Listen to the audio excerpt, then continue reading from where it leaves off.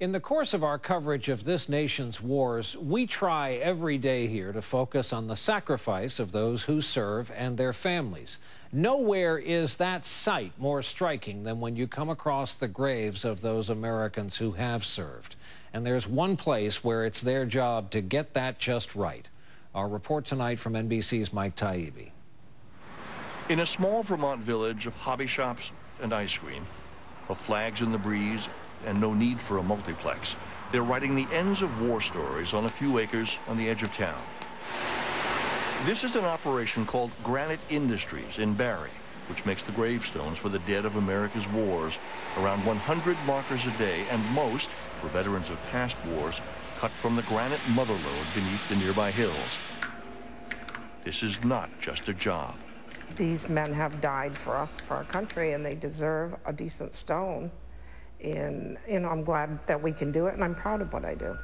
But even though this vast quarry has provided jobs and revenue for Barrie since the Civil War, it isn't granite supplying the markers for the active wars in Afghanistan and Iraq. It's marble from another quarry 90 miles to the south, under a contract to make the simple markers for Arlington and other national cemeteries. On most days, one or more are for fallen soldiers born in the 70s and even the 80s. It's really sad. They haven't had a chance to live. And that melancholy deepens for the workers on the line when they know the story they're finishing, in a sense. Because, I mean, he's been all over the news. As Robert McCallum knew the story of Private Joseph Anzac, one of 3 10th Mountain Division soldiers ambushed and kidnapped in May outside Baghdad, leading to a massive search effort, Anzac found in the Euphrates River 2 weeks later. McCallum, still in the Army Reserve himself and in Kuwait at the start of the war, felt like Anzac's teammate working on his marker. It's more of a sense of duty and pride, because I think soldiers should be taking care of soldiers.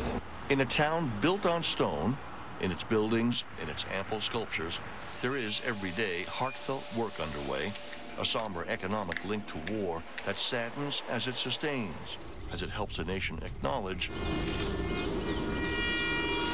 and remember. Mike Taibbi, NBC News, Barrie, Vermont.